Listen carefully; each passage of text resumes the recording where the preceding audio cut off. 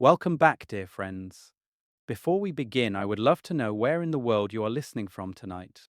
There is something beautiful about imagining this ancient wisdom traveling across oceans and time zones, settling into minds preparing for rest in cities and villages spanning the globe. If you find peace in these explorations of timeless wisdom, please consider subscribing and leaving a like to support the channel. Your presence here helps these gentle conversations reach others who seek understanding in the stillness of evening. You know that feeling. The one where your phone buzzes with another notification just as you finally start to relax. Where your mind races through tomorrow's problems before you have finished solving today's. Where the world seems to demand more and more of your attention, your energy, your very soul, until you wonder if there was ever a time when humans lived any differently. This constant hum of modern existence, this low-grade anxiety that seems built into the fabric of contemporary life, it can feel inescapable. But what if I told you that over 2,500 years ago, a mysterious sage in ancient China identified this exact pattern of human suffering and left behind a solution so elegantly simple that scholars still marvel at its wisdom today? Tonight we journey into the world of Lao Tzu, the old master, whose tiny book of just 81 verses has become one of the most translated texts in human history, second only to the Bible.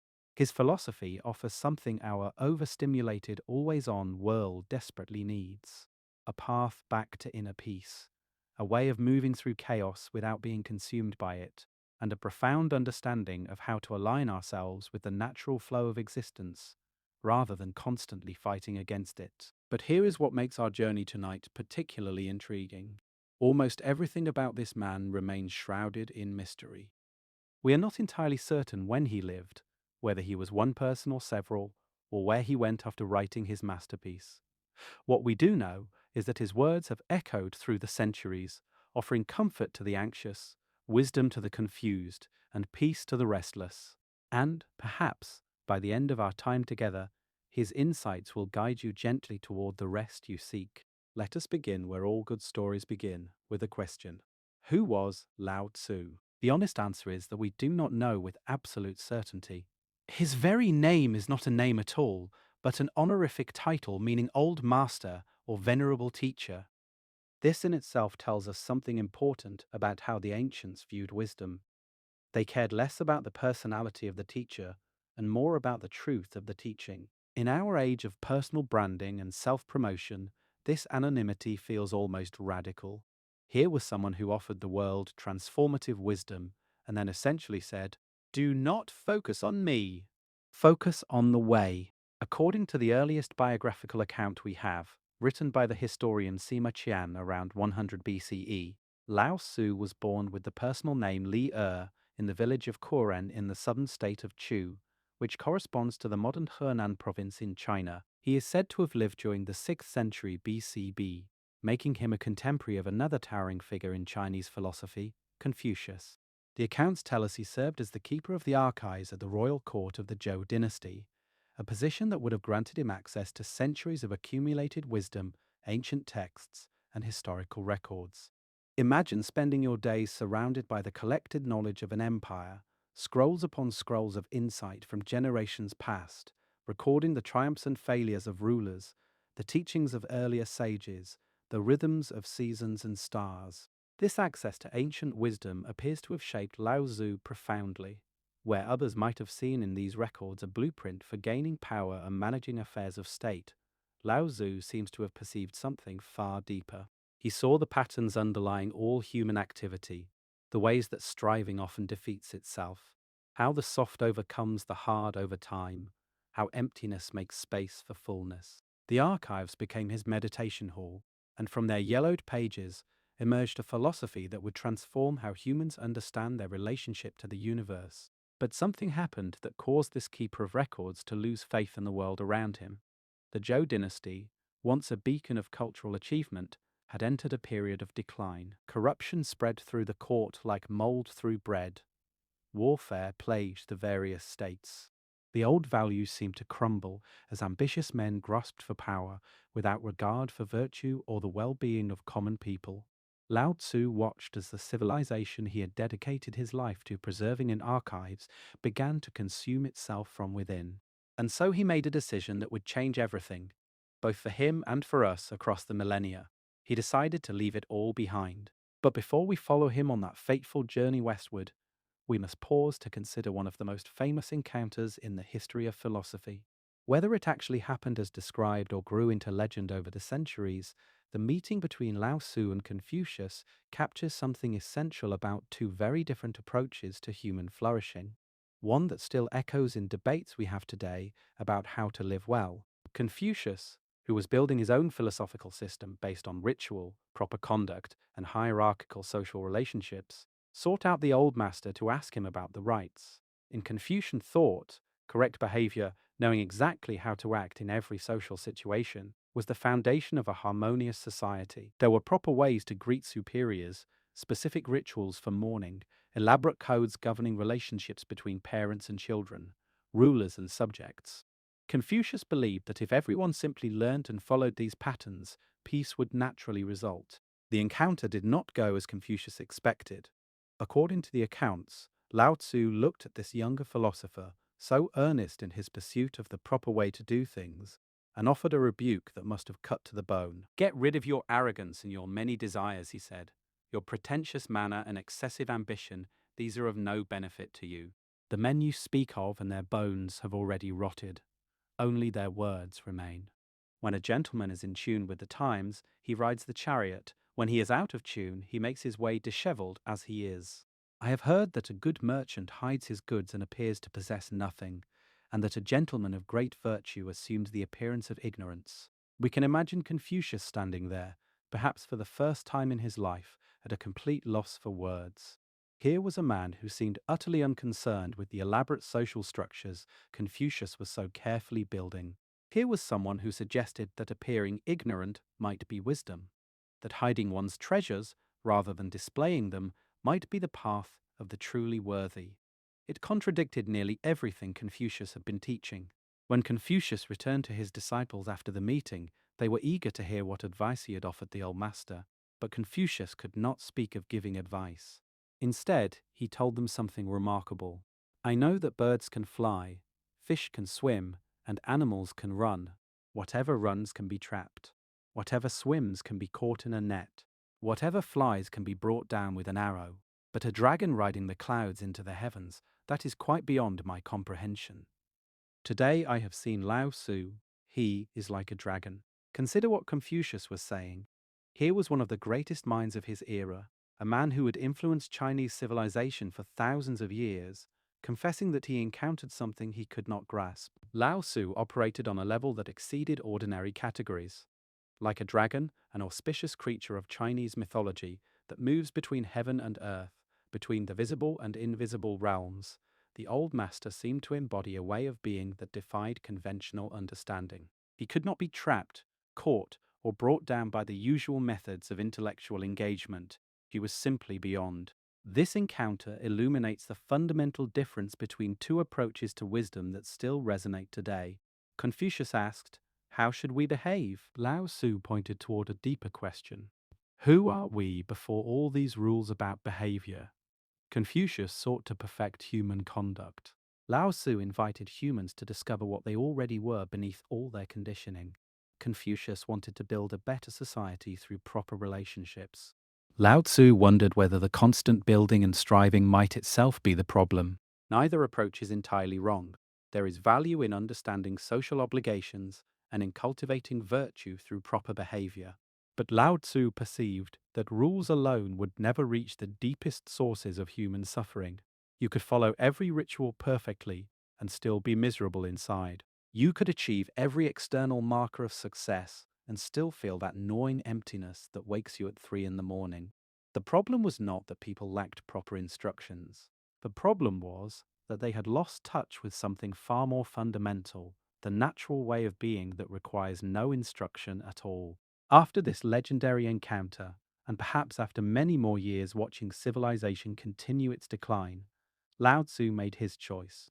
He gathered what few belongings mattered to him, mounted a water buffalo or an ox depending on which telling you follow, and began the journey westward toward the mountains and the wilderness beyond. He was heading toward Tibet, or perhaps toward something more symbolic than any geographic destination.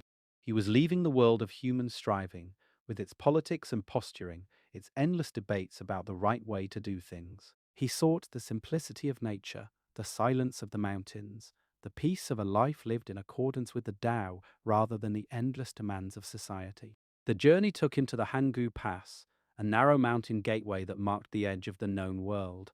Beyond it lay frontier territory, lands where the rules of Chinese civilization grew thin and eventually dissolved altogether. At this pass, legend tells us, stood a gatekeeper named Yin Shi. Some accounts describe him as a wise man in his own right, someone who had cultivated an awareness that allowed him to perceive the extraordinary in what might otherwise appear ordinary. When he saw the old man approaching on his humble beast of burden, Yin Shi recognized immediately that this was no common traveler. The gatekeeper approached and made his request. Before you depart into the unknown, before your wisdom vanishes forever into those distant mountains, please write down your teaching. Give us something to hold on to when you are gone. Do not let what you know disappear with you. At first, Lao Tzu may have hesitated. After all, his entire philosophy suggested that the deepest truths could not be captured in words. The very first line of what he would write warns us of this limitation. And yet, perhaps out of compassion, perhaps recognizing that even imperfect words could serve as a finger pointing toward the moon, he agreed. And so, at this mountain pass between the world of men and the wilderness beyond, the old master sat down and composed what would become one of the most influential texts in human history. The Tao Te Ching, which translates roughly as the classic of the way and its virtue, consists of approximately 5,000 Chinese characters arranged in 81 brief verses. It can be read in a single sitting, yet people have spent their entire lives studying its depths without reaching the bottom. When he finished writing, Lao Tzu handed the manuscript to the gatekeeper, passed through the gate, and disappeared into the mountains. No one knows what became of him after that. Some legends say he continued west and even influenced the development of Buddhism in India. Others say he simply dissolved into the mountains themselves, becoming one with the Tao he had spent his life trying to understand. The mystery of his ending feels strangely appropriate for a teacher who constantly pointed beyond words toward the nameless source of all things. What did he write in those 5,000 characters that has captivated minds for over 2 millennia? The Tao Te Ching opens with what might be the most famous philosophical statement in Chinese literature. The Tao that can be told is not the eternal Tao. The name that can be named is not the eternal name. In these lines, Lao Tzu immediately places his most important concept beyond the reach of language itself. He is saying, essentially, that whatever I am about to tell you about the Tao is not actually the Tao. The moment you think you have grasped it, you have grasped something else. The Tao is the source of all reality, but it is not any of the things that come from it. It is the ground of being, but you cannot point to it and say, there it is. This might seem frustrating at first. Why write a book about something that cannot be expressed in words? But consider what Lao Tzu is really doing. He is warning us against the greatest obstacle to understanding, the assumption that naming something means we know it. In our modern world, this tendency has grown even more pronounced. We have labels for everything: anxiety, depression, success, failure, introvert, extrovert. We speak these words as if they were solid realities rather than rough approximations of infinitely complex experiences. A person receives a diagnosis and suddenly believes they know what is wrong with them, when often the label has simply created a new set of assumptions that may or may not correspond to their actual experience. Lao Tzu understood something that modern psychology is only beginning to articulate. Our concepts shape our experience. When we label an inner state as anxiety, we are not simply describing an objective reality. We are constructing a particular way of relating to what is happening inside us. The name creates a thing, and then we suffer from the thing we have created. But what if we could approach our experience more directly, without immediately reaching for categories? What if we could simply observe what is, moment by moment, without needing to file it under this heading or that? The Tao is Lao Tzu's way of pointing towards this more direct relationship with reality. It is the way, the path, the flow of existence, as it actually is before our thoughts divide it into separate named things. It is what you experience in those rare moments when the mental chatter quiets down and you find yourself simply present, simply here, simply alive. The Tao flows through the changing seasons, through the growth of plants and the movements of animals, through your own breath rising and falling as you listen to these words. It requires nothing from you. It asks no belief, no ritual, no special knowledge. It is already happening. The only question is whether you will notice. Water serves as Lao Tzu's favorite metaphor for the Tao, and for good reason. The supreme good is like water, he writes, which nourishes all things without trying to. It flows to low places, loathed by all men. Therefore, it is like the Tao. Watch water the next time you have the chance. Really watch it. Notice how it never struggles. It does not try to go uphill when the terrain slopes downward.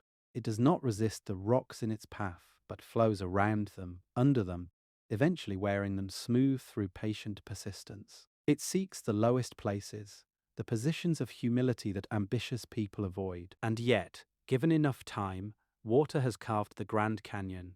Soft has overcome hard. Patient has outlasted forceful. Yielding has proved stronger than rigid. This insight leads us to one of the most important concepts in Taoist philosophy, one that speaks directly to our modern condition of chronic stress and constant effort, Wu Wei, which translates roughly as non-doing or effortless action. These English words can mislead us if we are not careful. Wu Wei does not mean laziness or passivity. It does not mean sitting back and doing nothing while the world falls apart around you. Rather, it points toward a different quality of action, a way of moving through life that aligns with natural patterns rather than fighting against them. Consider how hard we often work against ourselves. You lie in bed at night, knowing you need sleep, and the harder you try to fall asleep, the more awake you become. The very effort to sleep creates tension that keeps sleep at bay. Or think about anxiety. You notice a worried thought, and immediately you worry about being worried. You try to push the anxiety away, to think your way out of it, and this struggle only feeds the very state you are trying to escape. The more you fight against what is happening inside you, the stronger it becomes. Wu Wei offers an alternative. Instead of fighting the current, you learn to swim with it. Instead of tensing against discomfort, you allow it to be present without adding resistance to the experience. This does not mean you become passive in the face of genuine problems. It means you stop creating unnecessary problems through your own struggle against what is already so. It means learning the difference between the original difficulty and the suffering you add through your resistance to the difficulty. The first you may or may not be able to change. The second is entirely optional. Athletes describe this state as being in the zone, that magical condition where movement becomes effortless and performance peaks without conscious effort. Musicians know it as the moment when they stop playing the music and the music begins to play through them. Parents recognize it in those rare instances when dealing with a challenging child suddenly becomes easy because they stopped trying to force a particular outcome and simply responded naturally to what was needed. In all these cases, the shift comes not from trying harder, but from trying differently, from letting go rather than grasping, from trusting the process rather than demanding the result. The Tao Te Ching is full of practical applications of this principle. Rushing into action, you fail, Lao Tzu writes. Trying to grasp things, you lose them. Forcing a project to completion, you ruin what was almost ripe.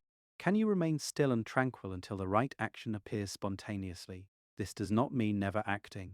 It means learning to distinguish between action that arises naturally from the situation and action that we force from our anxiety or ambition. The first tends to produce good results with minimal effort. The second exhausts us and often creates new problems even as it solves old ones. How might this apply to your own life? Perhaps you are struggling with a relationship, trying so hard to make it work that your very effort is pushing the other person away. Perhaps you are straining toward a goal, your desperation visible in every conversation, repelling the very opportunities you seek to attract. Perhaps you are working on a creative project, trying so hard to make it brilliant that you have lost the simple pleasure that drew you to create in the first place. In all these cases, Wu Wei would suggest stepping back, releasing the grip of anxious control, and allowing space for something more natural to emerge. This does not mean becoming passive. Remember, Wu Wei is effortless action, not no action. It is the action of water, which constantly moves but never forces. It is the action of nature, which produces endless complexity without any strain. It is the action you take when you are so aligned with the needs of the moment that the boundary between you and the task dissolves. You stop doing and start being done through. And paradoxically, this is often when your best work happens. Closely connected to Wu Wei is another concept that feels particularly relevant to our cluttered, complex modern lives. The Taoists spoke of Pu, the uncarved block, as a symbol of original simplicity and authentic potential. Think of a piece of raw wood before the sculptor begins to work on it. It contains within itself the possibility of becoming anything: a statue, a bowl, a musical instrument, a support beam for a house. All these forms lie dormant within its simple wooden nature. But as soon as the carving begins, possibilities are eliminated. What was potentially everything becomes definitely one thing. Useful, perhaps, but no longer infinite. Lao Tzu saw human development in similar terms. We come into this world as uncarved blocks, containing infinite potential, open to any direction. Then the carving begins. Society tells us who we should be. Education shapes us towards certain outcomes. Our families hand us their expectations, their hopes, their fears. We internalize judgments about what is acceptable and what is not. Slowly, the infinite gives way to the specific. We become someone in particular, but in the process, we lose touch with the vast openness we once embodied. This is not entirely bad. We need form to function in the world. But when the carving becomes too elaborate, when we lose all sense of the original simplicity beneath our carefully constructed identities, we begin to suffer. We forget who we were before we were told who we should be. We lose access to the spontaneous creative source from which our truest actions might flow. We become so identified with the sculpture that we forget we are still, at our core, the wood. I have just three things to teach, Lao Tzu says: simplicity, patience, compassion. These three are your greatest treasures. Simple in actions and in thoughts, you return to the source of being. Notice how he pairs simplicity with a return to source. The way back to our authentic nature is through releasing complexity, not adding more. It is through shedding the layers of conditioning, expectation, and social performance that have accumulated over the years, not by destroying them violently, but by simply recognizing that they are additions to who we are, not the core of who we are. In practical terms, this might mean questioning some of the identities you have accumulated. Are you really the anxious person you have learned to call yourself? Or is that a pattern of behavior that has become habitual but is not fundamentally who you are? Are you really unable to change, as you have told yourself so many times? Or is that a story that keeps you trapped in a familiar limitation because change feels frightening? The uncarved block is still there beneath all these labels. It has never left. It cannot leave because it is what you most essentially are. Consider also the material complexity that characterizes modern life. Our homes fill with possessions, our calendars with commitments, our minds with information. We add and add and add, thinking that more will finally be enough. But it never is. No amount of acquisition silences the hunger for something more, because the hunger was never really for things in the first place. It was for a quality of being that cannot be purchased or accumulated. Lao Tzu would gently suggest that we have the equation backwards. We think that by getting more, we will finally feel satisfied. But satisfaction comes from needing less, not from getting more. If you realize you have enough, you are truly rich, the Tao Te Ching tells us. Be content with what you have. Rejoice in the way things are. When you realize there is nothing lacking, the whole world belongs to you. This is not a call to complacency or an argument against improving your circumstances. It is an invitation to discover a quality of contentment that does not depend on circumstances. The truly wealthy person, in Taoist terms, is not the one with the most possessions, but the one who feels complete regardless of possessions. Everything else can be added to that completeness if it serves a purpose, but the completeness itself comes first. There is a particular teaching in the Tao Te Ching that speaks directly to those who feel they have made too many mistakes, who carry the weight of past failures, who wonder if they have wandered too far from the path to ever find their way back. Return is the movement of the Tao, Lao Tzu says. Yielding is the way of the Tao. The 10,000 things are born of being. Being is born of non-being. Notice that word, return. The Tao moves in cycles, spirals, returns. Nothing is ever permanently lost.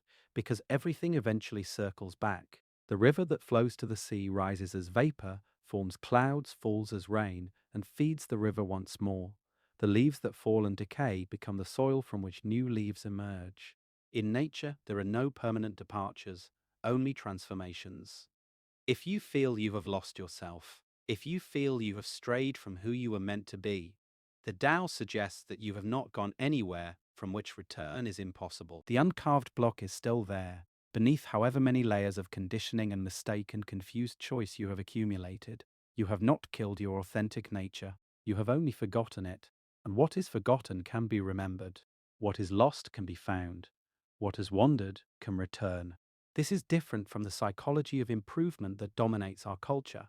We often think of personal growth as becoming something we are not yet, adding qualities we lack, fixing defects in our character. The Taoist view is closer to a process of recovery, of returning to what we always were before we forgot. It is not about becoming someone new, but about coming home to someone very old, the original face you had before your parents were born. As Zen Buddhism would later put it using the language of the Tao, the Tao Te Ching also contains wisdom about relationships, about how to navigate the complex territory of human connection without losing ourselves or trampling upon others. In dealing with others, be gentle and kind, says the teaching about water from chapter 8. This sounds obvious enough, but how often do we actually practice it? How often do we bring our frustrations, our insecurities, our unmet needs into our interactions, using others as screens onto which we project our own internal drama? Gentleness in relationship means meeting others where they are rather than where we wish they were. It means listening more than we speak, understanding before we attempt to be understood. It means releasing the need to win, to be right, to come out on top in every exchange. Kindness means wishing well even when we do not get what we want, extending care even when it is not returned in the ways we hope. These are not strategies for manipulation, but expressions of inner freedom.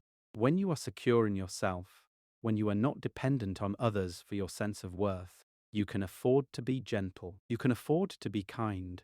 You have something to give because you are not constantly grasping. The sage does not compete, the old master tells us, and therefore no one can compete with him. This is not about avoiding all forms of healthy competition, but about releasing the inner attitude that makes everything into a contest. When you stop trying to prove yourself, you become strangely more effective. When you stop needing to win, you often win without trying. When you release the desperate energy of competition, people no longer feel the need to oppose you. You become like water, which makes its way without forcing, which accomplishes its purpose without aggression, which overcomes resistance by not presenting any surface for resistance to push against. Lao Tzu lived in an era of constant warfare between rival states, and much of his writing can be read as a response to the violence and suffering that surrounded him. Weapons are instruments of fear, he wrote. They are not a wise man's tools.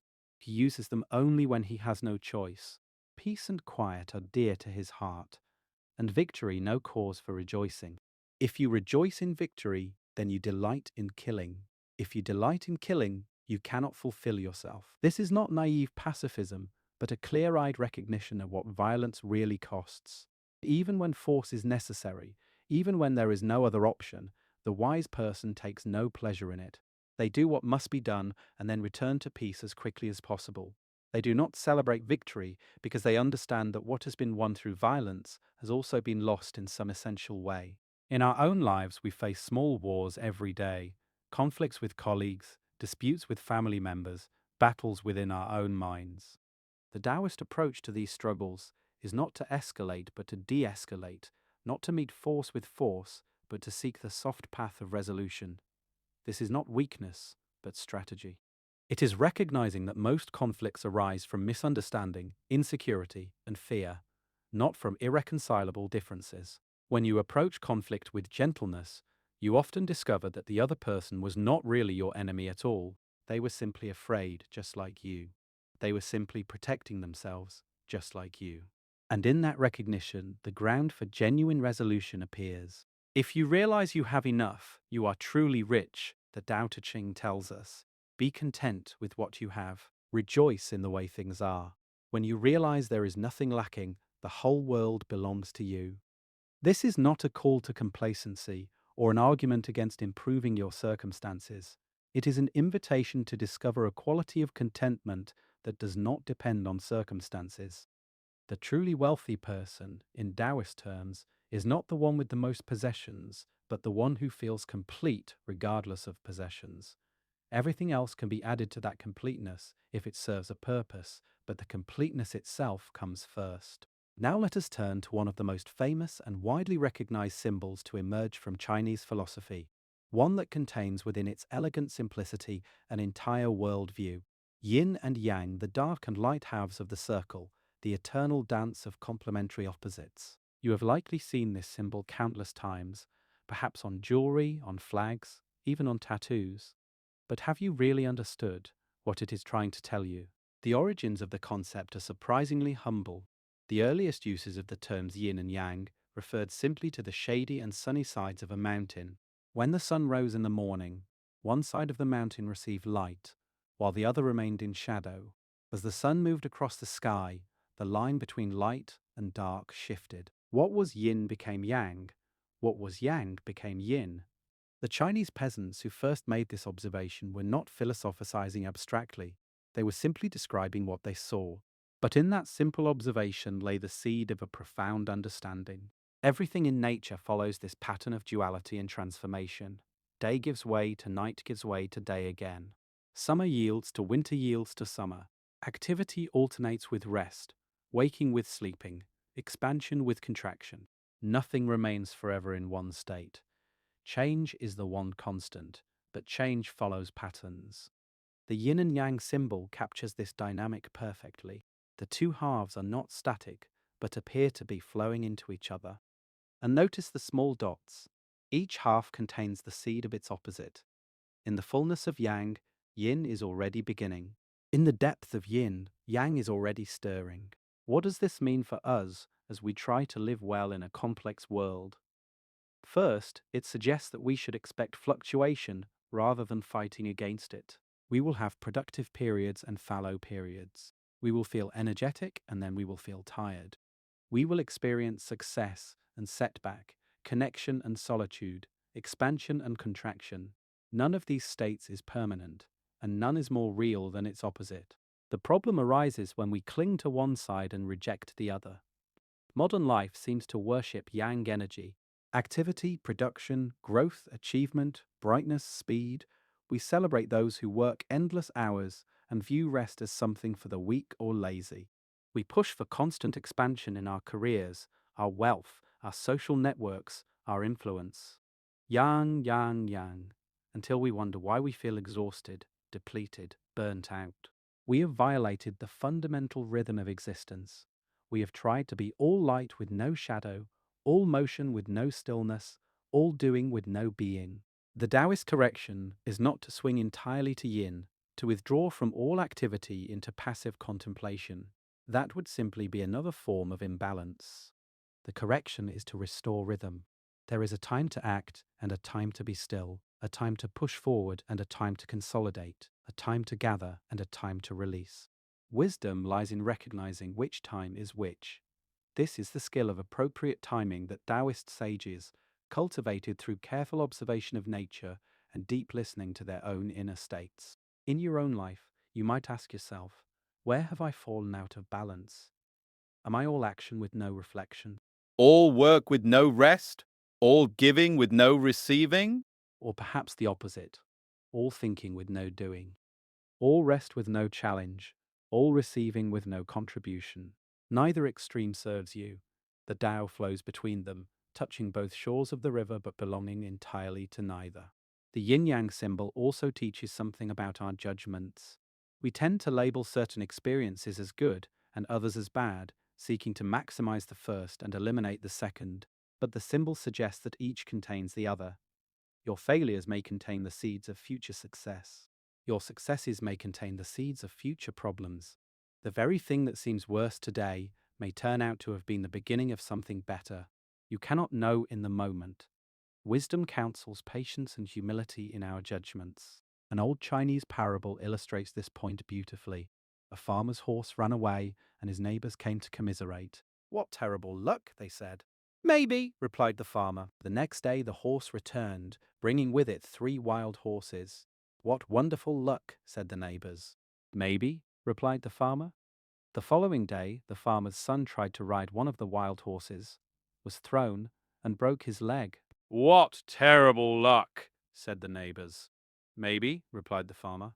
Soon after, military officials came to draft young men for war, but the son was spared because of his broken leg. "What wonderful luck," said the neighbors. "Maybe," replied the farmer. The farmer understood what most of us forget in our rush to judge each moment as blessing or curse. We cannot see the full picture. What looks like disaster may be the beginning of deliverance. What looks like good fortune may be the setup for future difficulty. The Taoist response is not fatalism but equanimity. You feel what you feel, you respond as wisdom suggests, but you hold your conclusions lightly. Life is more complex than any single story about what is happening. Perhaps the most profound teaching embedded in the yin yang symbol is about the nature of completeness itself. In our culture, we often think of wholeness as the absence of opposition, as perfect positivity without any trace of negativity. But the yin yang symbol suggests something different. Wholeness includes both polarities. Completeness embraces opposites. The circle is whole precisely because it contains both light and dark, both yin and yang, in dynamic relationship. This means that your own wholeness does not require eliminating your shadow, the parts of yourself you would rather not see, the fears, the weaknesses, the petty thoughts and selfish urges. These too are part of your completeness.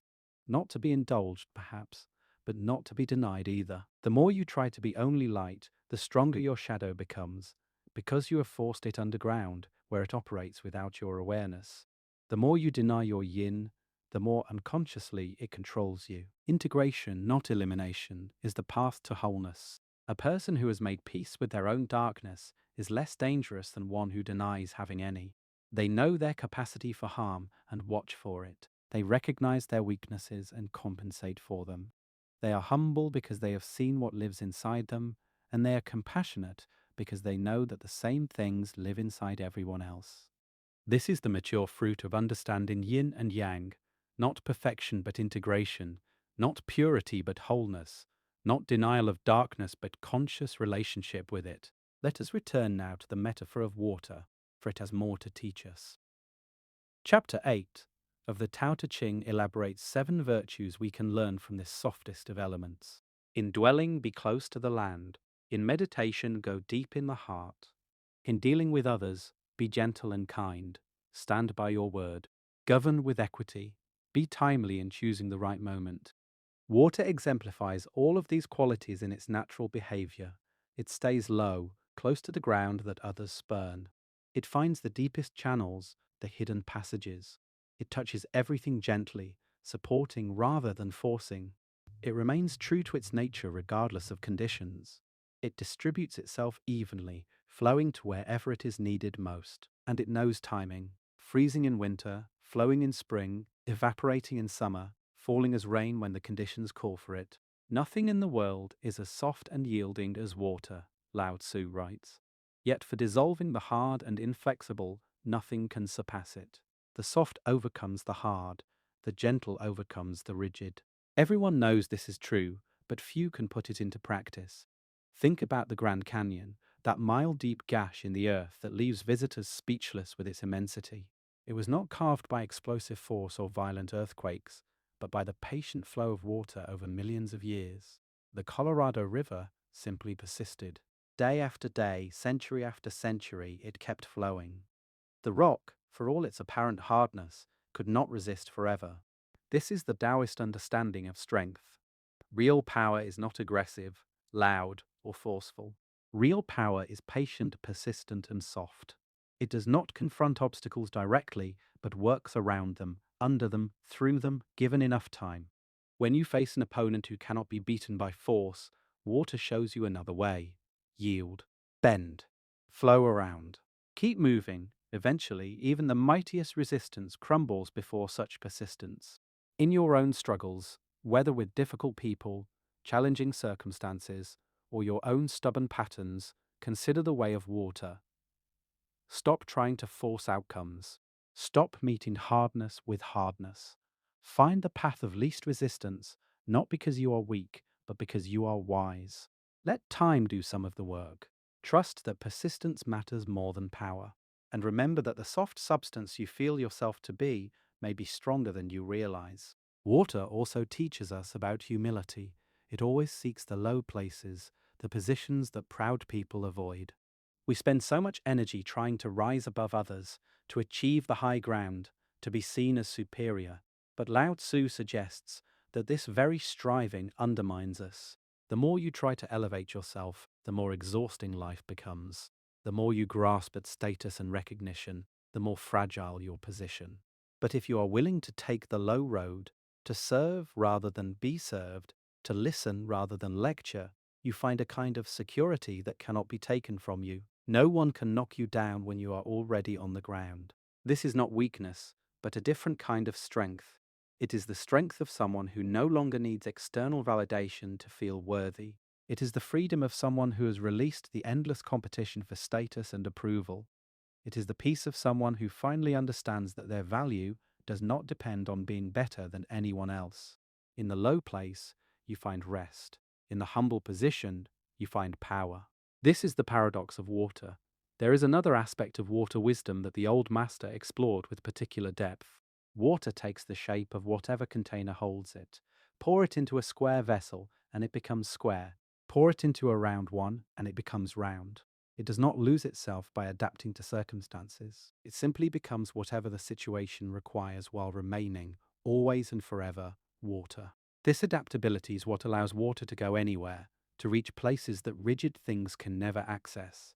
It seeps into the smallest cracks, finds its way through the most resistant materials, shows up in places you would never expect, and all the while it remains completely itself. It does not compromise its nature by taking different forms. Its nature is to take different forms.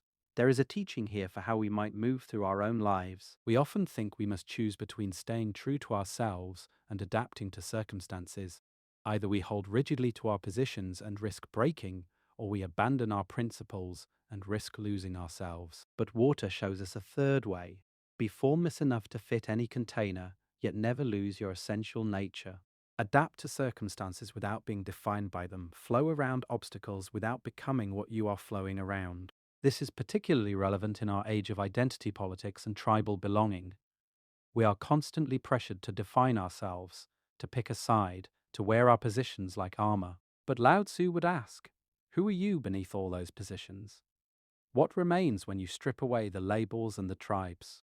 There is something in you that preceded all your opinions and will outlast them. Call it the Tao, call it your original nature, call it the uncarved block. This is what remains constant, even as you adapt to the endless flow of changing circumstances. The wise person, in Taoist understanding, can dine with kings and beggars alike without feeling superior to one or inferior to the other. They can engage with different viewpoints without losing their center. They can meet each moment freshly without the baggage of fixed positions because they know their identity does not depend on any particular stance. They are like water, infinitely adaptable, yet always and unmistakably themselves. Now we arrive at perhaps the most practical question. How does all of this ancient wisdom apply to our modern condition? You are listening to these words, I imagine, because you seek some peace in a world that offers very little of it. The devices in our pockets demand constant attention. The news cycle fills us with anxiety about dangers far beyond our control. The expectations of productivity and success seem to increase even as the resources to meet them shrink. We live in an age of unprecedented abundance and unprecedented stress. How can the Tao Te Ching, written for a simpler time, speak to this complexity? Let me suggest that Lao Tzu would recognize our predicament immediately. The surface details have changed, chariots to cars, scrolls to screens, but the underlying pattern remains the same. We suffer because we resist what is. We exhaust ourselves chasing what we think we need. We live in the future while the present slips by unnoticed. We mistake accomplishment for worth, acquisition for happiness, stimulation for meaning. These are timeless confusions, and Lao Tzu addressed them all. He who knows that enough is enough will always have enough, the old master tells us. This single line cuts to the heart of modern anxiety. We have been taught that there is never enough, that we must always want more, that dissatisfaction is the engine of progress. And look where this teaching has brought us. We are richer than any generation in history and more medicated for depression and anxiety than ever before. The formula of endless wanting has produced unprecedented material abundance and unprecedented spiritual poverty. Perhaps it is time for a different approach. What if you already have enough? Not in the sense that you should stop growing or that you must accept circumstances that genuinely harm you, but in the sense that your worth does not depend on acquiring more, in the sense that this moment, exactly as it is, contains everything necessary for peace, in the sense that the constant reaching for what you do not have prevents you from enjoying what you do have. This shift in perspective costs nothing and changes everything. There is a teaching about knowledge in the Tao Te Ching that seems particularly timely in our information-saturated age. In the pursuit of learning, every day something is acquired, Lao Tzu writes. In the pursuit of the Tao, every day something is dropped.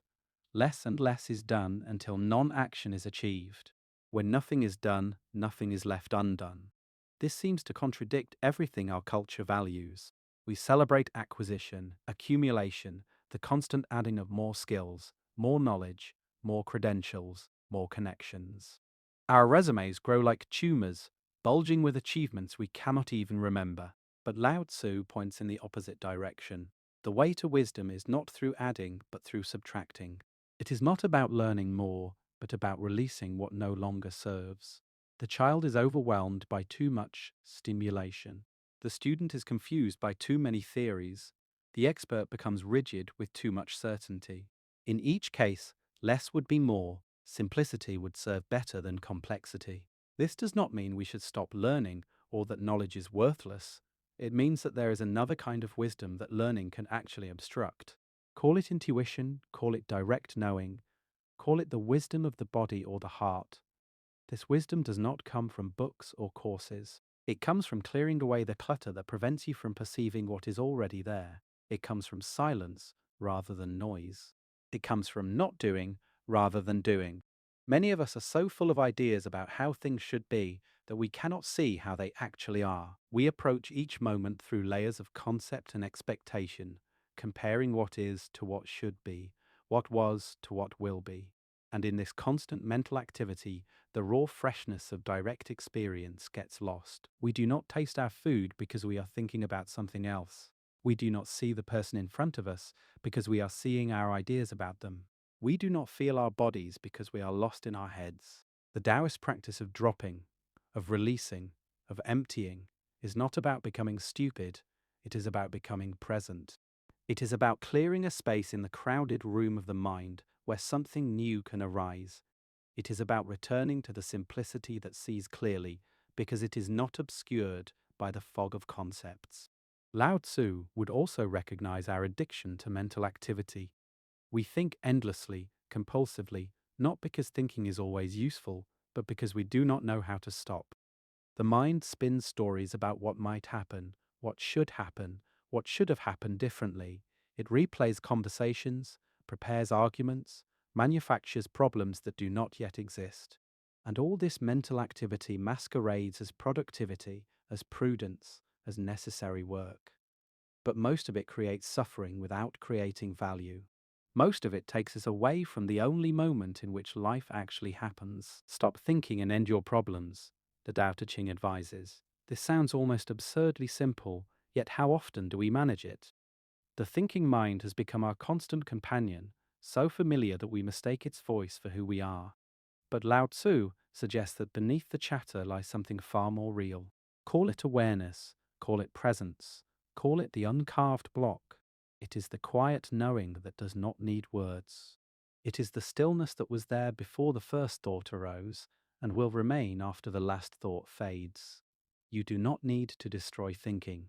You simply need to recognize that you are not your thoughts. Let us also consider what Lao Tzu taught about fame and recognition, a topic that feels urgently relevant in our age of social media metrics and personal branding. Fame or self, which matters more? The old master asks. Self or wealth, which is more precious? Gain or loss, which is more painful? Those who are attached to possessions suffer great loss. Those who hoard much suffer heavy loss. To know when one has enough is to be immune from disgrace. To know when to stop is to be free from danger. This is how to last long. We spend enormous energy seeking recognition, crafting our images, accumulating followers and likes and markers of approval.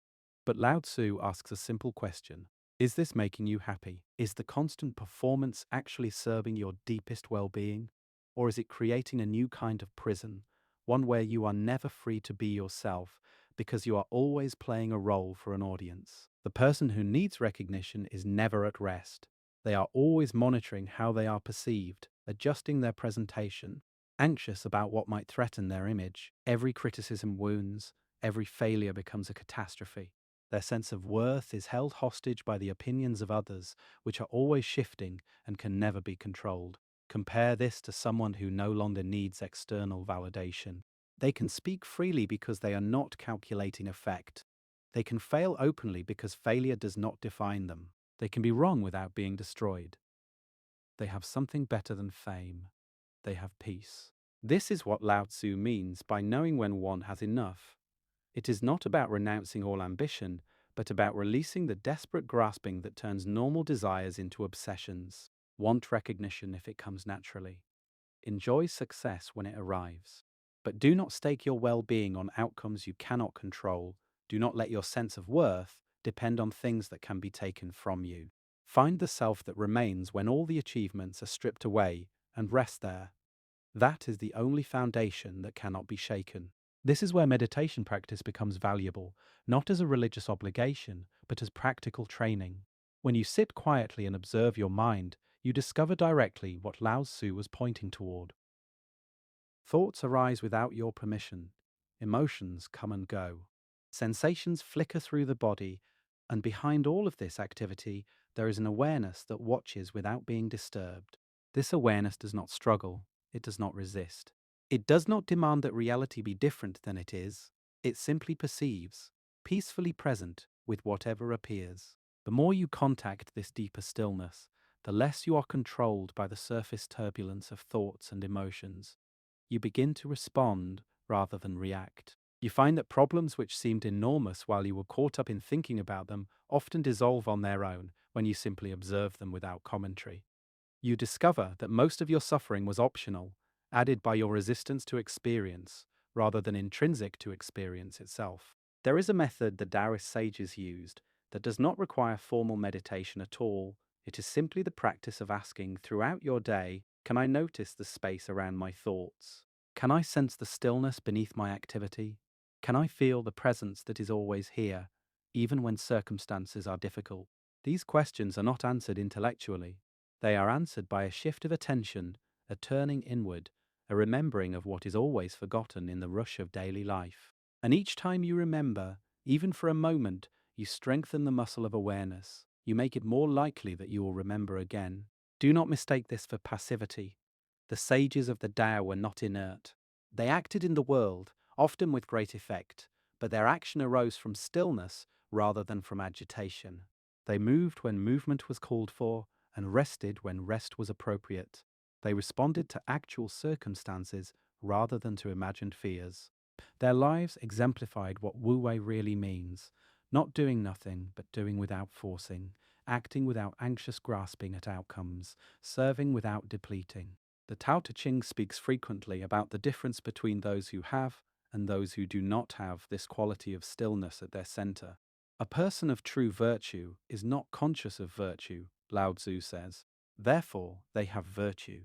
The person of inferior virtue is so occupied with trying to be virtuous that they cannot be virtuous. This paradox points to something important about authentic transformation. It cannot be forced. It cannot be performed. The moment you are trying to appear wise, you are not being wise. The moment you are working to seem virtuous, you have lost contact with genuine virtue. Real change happens from the inside out. It happens when the striving stops and something more natural takes its place. It happens in moments of surrender, when you release the desperate attempt to be something you are not, and simply allow what you already are to come forward. The uncarved block emerges not through carving, but through the cessation of carving. Your original nature reveals itself when you stop covering it up with effortful self improvement. One more teaching seems particularly relevant for those of us who live by screens. Lao Tzu warned about the dangers of overstimulation, though he used the language of his own time. The 5 colors blind the eye, he wrote. The 5 tones deafen the ear. The 5 flavors dull the taste. Racing and hunting madden the mind. Precious things lead one astray. Therefore, the sage is guided by what he feels and not by what he sees. He lets go of that and chooses this. The ancient world had far fewer stimuli than ours, yet even then, wise observers noticed how excess input overwhelms the senses and disturbs the mind. Imagine what Lao Tzu would say about our infinite scrolling, our endless entertainment options, our access to more information in a single day than our ancestors encountered in a lifetime. When the senses are overwhelmed, they stop serving you and start controlling you. You become reactive, jumping from stimulus to stimulus, craving the next dopamine hit. The quiet voice of inner wisdom gets drowned out by the noise. The subtle perceptions that guide you toward what you truly need get lost in the flood of what you merely want in this moment. You become simultaneously overfed and malnourished, stuffed with empty stimulation while starving for genuine nourishment. The Taoist prescription is not total withdrawal, but careful moderation. Protect your senses, limit your intake, create space for silence, for boredom, for the kind of emptiness that allows something real to arise. You do not need to see everything, hear everything, know everything. In fact, trying to do so guarantees that you will experience nothing deeply. Better to limit your inputs and receive them fully. Better to choose consciously what you will allow into your awareness. Better to be guided by inner sensing than dragged around by outer stimulation. There is also wisdom in the Tao Te Ching about the art of timing. The sage acts in the nick of time, one verse tells us. This is not about rushing, but about attunement. There is a moment when action is perfectly ripe, when the smallest effort produces the greatest result. Before that moment, force is wasted on what is not yet ready. After that moment, the opportunity has passed. The skilled practitioner of the Tao develops sensitivity to these rhythms. They watch, they wait, and when the moment comes, they move without hesitation. This is the opposite of our usual approach, which is to act whenever anxiety demands, regardless of whether the timing is right. We send emails in the heat of emotion. We make decisions when we are tired. We push projects forward before they are ready. And then we wonder why everything feels so difficult, why results never match our efforts. The Taoist would suggest that we are often working against the natural timing of things. We are trying to birth the butterfly while it is still a caterpillar, wondering why it dies in our hands. Learning to sense the right moment requires the very stillness we have been discussing. When the mind is calm, you can perceive subtle signals that get lost in the noise of constant mental activity. You begin to feel when something is ready and when it is not. You develop what the Chinese call wu, or intuition, which is not magical, but simply the natural intelligence of a mind that is not interfering with itself. This intuition will not make you infallible, but it will make your actions more skillful. It will help you conserve energy for when it matters most. It will align your efforts with the natural flow of events rather than setting them in opposition. As we move towards the close of our time together tonight, let the pace of these words slow like a stream approaching a deep pool. We have traveled a great distance, from the ancient archives of the Zhou dynasty to the mountain pass where an old sage stopped to share his wisdom. We have explored the nameless Tao, the paradox of effortless action, the simplicity of the uncarved block. We have watched water teach us about softness and persistence. We have considered how ancient wisdom might address modern suffering, and through it all, a single thread has connected every teaching, the invitation to return, to come home, to remember what you have never truly forgotten. The Tao is not exotic, it is not far away. It is not the special property of sages and masters. The Tao is as close as your own breath, as intimate as the beating of your heart, as available as the present moment you are experiencing right now. You do not need to achieve it because you already have it. You do not need to become worthy of it because it is not something that can be earned or lost. The only thing standing between you and the peace you seek is the effort you are making to find it. The very search keeps you from seeing what is already there. But Lao Tzu would remind us that all of this is just words. The Tao that can be spoken is not the eternal Tao. These concepts are fingers pointing at the moon, not the moon itself. If you have found any value in what you have heard tonight, the work now is to put down the words and feel directly what they are pointing toward. It is to close the eyes of learning and open the eyes of being. It is to let the thinking mind rest and allow a deeper awareness to come forward. Consider that the Tao is not somewhere else. It is not a distant goal you must work toward over many years. It is the very fabric of this present moment. It is the air moving in and out of your lungs. It is the weight of your body against whatever surface supports you. It is the soft sounds of night and the subtle sensations that dance across your awareness when you stop thinking about them and simply notice. The Tao has been here all along, patiently waiting for you to notice what was never hidden. Every breath you have ever taken has been the Tao breathing you. As your body begins to soften towards sleep, as the thoughts that have occupied this day release their grip and drift away, perhaps you can sense something of what the old master discovered all those years ago. Not through effort, but through release. Not through accumulation, but through letting go. Not through forcing, but through allowing. The peace you seek is not something you must create or achieve. It is what remains when you stop covering it up with your activity. If you have enjoyed this journey together, please consider leaving a like and subscribing to the channel. Your support helps these explorations of wisdom reach others who may be lying awake tonight, seeking some comfort in the stillness. There is something beautiful about knowing that across the world people are listening to these same words, preparing for rest, discovering that they are not alone in their longing for peace. And now, dear friend, let the wisdom of the old master settle into you like evening mist settling into a mountain valley. Let the teaching of water carry you gently downstream toward the ocean of rest. You do not need to do anything more tonight. You do not need to figure anything out.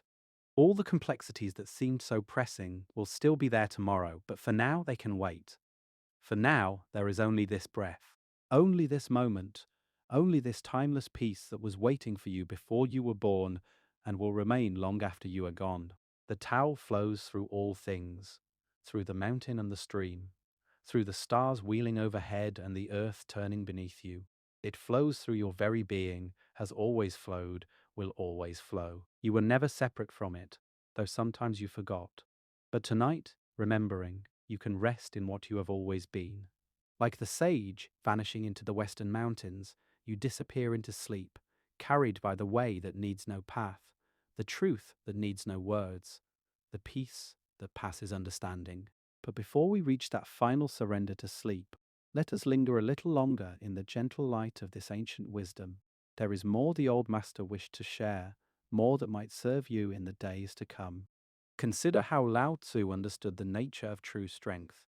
In a world that worships power, that celebrates the aggressive and the dominant, his words seem almost subversive. Know the masculine, he wrote, but keep to the feminine. Be a valley to the world. Being a valley to the world, true virtue will never leave you. Return to the state of an infant. The valley receives everything that flows down from the mountains without striving for it.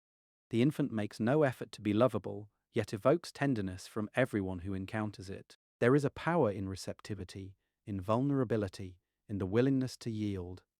Our culture has largely forgotten this power, but it has not ceased to operate. Think of the people in your own life who have influenced you most deeply. Were they the ones who forced their opinions upon you, who dominated every conversation, who insisted on being right? Or were they the ones who listened, who created space for you to discover your own truth, who offered presence rather than prescriptions? Usually it is the latter. Usually the deepest influence comes not from those who push, but from those who hold space. The Taoist sage understood this dynamic intimately. By taking the lower position, by being willing to serve, by releasing the need to dominate, one becomes truly influential, not through manipulation, but through authenticity, not through force, but through a kind of gravity that draws others in. This is not weakness masquerading as philosophy. Look at water again. It does not resist, yet it cannot be grasped. It yields to every pressure, yet it erodes the hardest stone. It fills the lowest places, yet it is essential to all life. There is immense power in this softness, power that the aggressive miss entirely because they are looking for something that looks like what they call strength. The Tao Te Ching offers a complete revaluation of what it means to be powerful. The soft shall inherit the earth, not because the hard will give it to them, but because the soft shall outlast the hard.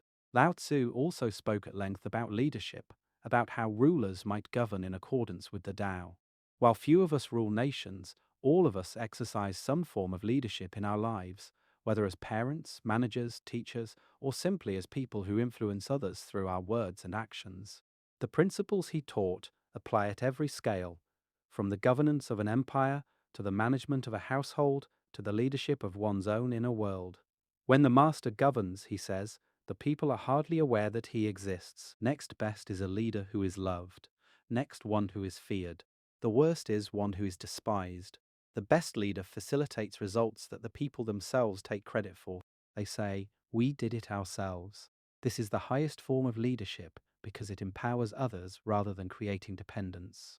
It works through influence rather than control. It achieves its ends by supporting the natural unfolding of human capacity rather than by imposing external demands. Think about how different this is from what we typically celebrate as leadership.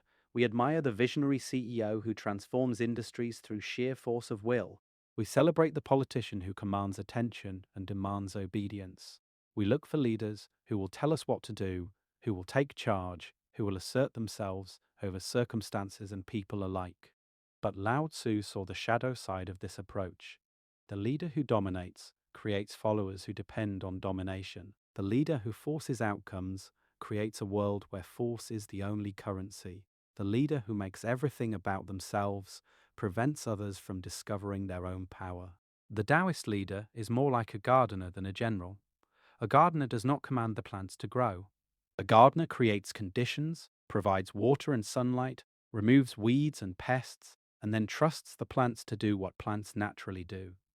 The results belong to the plants, not the gardener. Yet without the gardener's patient work, nothing would flourish. This invisible support, this working behind the scenes, this willingness to see others succeed and take credit, this is what Lao Tzu meant by governing through the Tao. In your own sphere of influence, whatever that may be, you might consider how this applies. Are you trying too hard to make things happen? Are you inserting yourself where stepping back might serve better? Are you claiming credit where sharing credit would inspire others to contribute more? Are you leading through fear or force when trust and invitation might work better? These are not easy questions, and honest answers may require uncomfortable self examination, but the rewards of Taoist leadership are profound. People work more effectively when they feel empowered rather than controlled. Relationships flourish when both parties have room to be themselves. Even your relationship with yourself improves when you stop trying to bully yourself into change and start creating conditions for natural growth. Let us speak now of something that lies at the heart of much human suffering: our relationship to desire. We want so many things. We want safety, comfort, recognition, love, success, pleasure, meaning. And there is nothing wrong with wanting. The Buddha would later teach that desire itself is not the problem, but rather the clinging to desire, the desperation that transforms natural wanting into compulsive grasping. Lao Tzu said something similar in his own way. The Tao nourishes all things, the old master wrote. It does not claim authority over them. It accomplishes its task, yet lays claim to no merit. It fosters growth, yet exercises no authority. This is called the mystic virtue. The Tao gives without needing anything in return. It creates without claiming ownership. It sustains without demanding gratitude. Imagine if you could want things in this way. Imagine desiring without being controlled by your desires. Imagine working toward goals without attaching your sense of worth to achieving them. Imagine giving without keeping score, loving without needing to be loved in return in exactly the way you expect, living without the constant anxiety about whether you are getting your fair share. This does not mean becoming indifferent or passionless. The Taoist sage is not a robot who has somehow eliminated all preferences. Rather, the sage has learned to hold desires lightly, to enjoy their pursuit without being destroyed by their frustration, to want things while also being willing to accept what comes. It is the difference between an open hand and a clenched fist. Both can reach for something, but the open hand can release what it cannot hold, while the clenched fist exhausts itself in the effort to grasp what is already slipping away. Many of us live with a background sense that we are not getting what we deserve. We work hard but feel undervalued. We give much but feel unappreciated. We follow the rules but see others break them and prosper. This sense of unfairness creates bitterness, resentment, a chronic grievance against life. And in our hearts, we keep a kind of ledger, tallying up what we are owed, becoming increasingly frustrated that the debt is not being paid. Lao Tzu would ask, who decided what you deserve? Who made these rules about fairness that life seems to be violating? And is the keeping of this mental ledger bringing you peace or stealing it?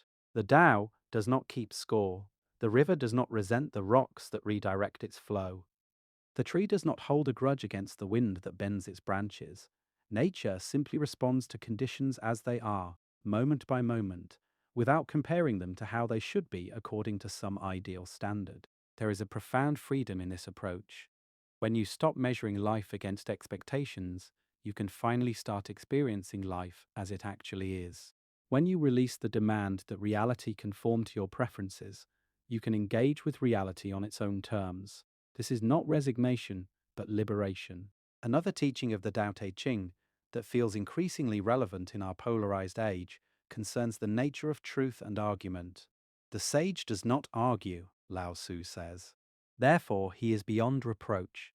He who knows does not speak. He who speaks does not know. This seems strange at first. Should we not stand up for truth? Should we not correct falsehood when we see it? What kind of wisdom retreats from engagement? But look more closely at what happens when people argue. Usually, both sides become more entrenched in their original positions. Each feels attacked and defends accordingly. The truth, if there is any to be found, gets lost in the battle of egos. Winning becomes more important than understanding. And even if one side prevails in the moment, the other side leaves nursing resentment and looking for ways to reassert themselves later. Arguments rarely change minds. They mostly harden divisions. The Taoist alternative is not silence in the face of falsehood, but a different kind of engagement. It is speaking when speaking serves, and being silent when silence serves better. It is presenting truth without insisting on victory. It is offering perspective without demanding agreement. It is recognizing that you might be wrong, that your truth might be partial, that the person you are talking to might see something you are missing. This humility in discourse is increasingly rare and increasingly valuable. It creates space for genuine learning rather than mere combat. True words seem paradoxical, Lao Tzu observes. This is because truth often transcends the simple either-or categories that argument requires. Is it better to act or to wait? Sometimes one, sometimes the other. Is courage better than caution? It depends on circumstances. Should we pursue our desires or release them? Both have their place. The Taoist sage navigates between apparent opposites, recognizing that life rarely fits into the neat boxes that arguments require. This flexibility is not weakness or confusion, but the highest form of clarity. Consider too what the Tao Te Ching teaches about the cycle of life and death. We live in a culture that fears death intensely, that tries to hide it away, that treats it as a medical failure rather than a natural completion. This fear infects how we live, making us grasp too tightly at what cannot be held, mourn too bitterly what cannot be kept, fight too desperately against what cannot be defeated. Lao Tzu saw things differently. He who clings to life shall lose it, but he who does not fear death can never be killed. This does not mean seeking death or being reckless with life. It means releasing the anxious grip that turns every day into a battle against mortality. It means accepting that this body will return to the earth, these thoughts will cease their chatter, this particular configuration of flesh and consciousness that you call yourself will dissolve back into the Tao from which it arose. This acceptance is not morbid but liberating. It is the acknowledgement of what is already true, what has always been true, what will remain true regardless of whether you acknowledge it or not. When you accept death, you can finally live. The constant background anxiety that haunts those who fight against mortality fades away. Each moment becomes more precious, not less, because you are no longer spending your energy in futile resistance. You can appreciate this breath, this sight, this sensation, because you know there will come a time when breath and sight and sensation are no more. The flower is beautiful, not despite its fading, but because of it. The moment shines not despite its passing, but through its passing. Impermanence is not the enemy of meaning, but its source. The old master vanished into the mountains and was never seen again. We do not know if he found what he was seeking, or if seeking itself was the point. We do not know if he died peacefully in some remote cave, or if he continued walking until the mountains ended and some other landscape began. What we know is that his words remained behind, patient and persistent as water, wearing away the hardness in countless hearts over countless centuries. And now those words have reached you, here, in this moment, in whatever place you find yourself tonight. They have traveled across 2.5 millennia, through translations and interpretations, through cultures utterly different from the one that gave them birth, and still they speak. Still they touch something that recognizes itself in their strange paradoxes. Still they offer what they have always offered, a way out of the prison of constant striving, a path back to the natural ease of being, a reminder that beneath all the noise and complexity, something simple and eternal waits to welcome you home. As your eyelids grow heavy and the day releases its hold on your consciousness, remember that sleep itself is a kind of returning to the Tao. Your conscious mind, with all its worries and plans and judgments, softens and dissolves. What remains is something more basic, more peaceful, more aligned with the rhythms that govern all life. You do not need to do sleep. You surrender to it. You allow it. You stop struggling against the natural tiredness that has accumulated, and you let go into something larger than your waking self. This nightly surrender can teach you something about how to live. Not everything requires your conscious control. Not everything needs your intervention. Not everything is improved by your effort. Sometimes the wisest thing is simply to let be, to allow, to trust that forces greater than your will are carrying you where you need to go. The Tao flows through sleep and waking alike, through effort and rest, through the 10,000 things and the emptiness from which they arise. You cannot fall out of it. You can only forget you were ever in it. Tonight, remember. Tonight, feel the ancient river that has been flowing since before there was anyone to give it a name. Feel the same stillness that the old master found in those mountain passes so long ago.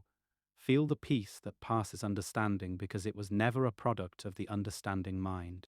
Let the Tao carry you, as it has always carried you, as it will carry you, until the carrying and the carried are no longer two. Rest well, fellow traveller, on the way. May your dreams be gentle, may your sleep be deep. And may you wake tomorrow just a little more aligned with the flow that carries all of us, willing or not, toward wherever we are meant to go. The Tao does not hurry, yet everything is accomplished. And so tonight, there is nothing left to do, only surrender, only peace, only the endless way welcoming you home.